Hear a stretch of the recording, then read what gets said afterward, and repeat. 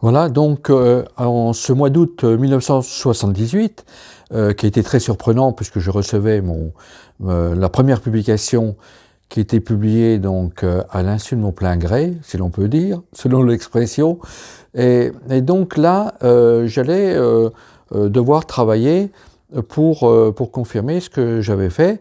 Et donc, il s'est passé tout de suite une réaction que j'ai eue. J'ai envoyé une réponse à l'éditeur au British Medical Journal à Londres, parce qu'il y avait une très grosse discussion à ce moment-là sur la fumée de tabac des autres. On appelle en anglais breathing other people's smoke. Et donc, j'ai été accepté.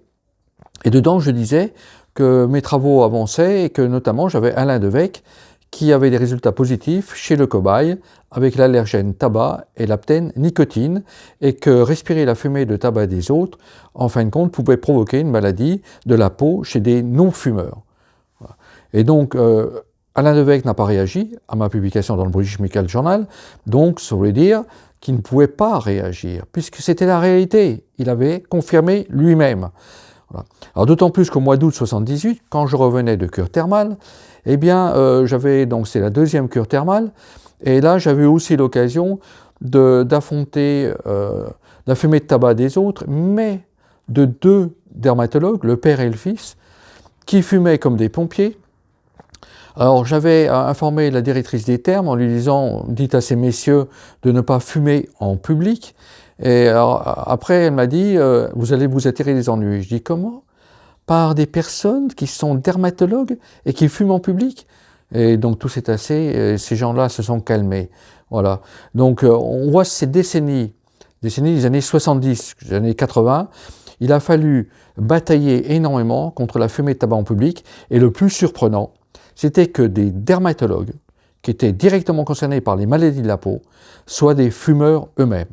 Mais par la suite, j'ai encore vu un pédiatre, chef de clinique, qui avait le cendrier rempli de mégots, ça c'était en 84 je crois, voilà, au Hasenrein à Mulhouse, et le pauvre malheureux m'a dit « même ma femme n'a pas réussi à me convaincre ». Voilà. Donc sincèrement, je le plaignais, parce qu'il ne pouvait pas s'arrêter de fumer.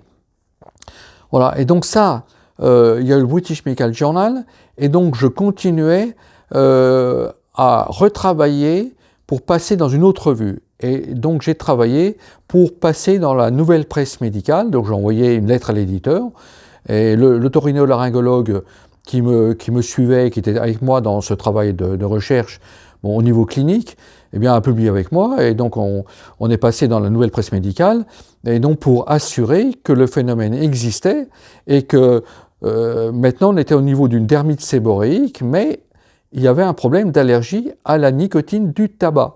Voilà. Et donc on va arriver maintenant au niveau de la fin d'année 79, où j'arrive, j'ai un manuscrit qui est également préparé, mais pour une solution avec une crème dermatologique. Donc je vais vous informer maintenant, prochainement, de ce développement de crème.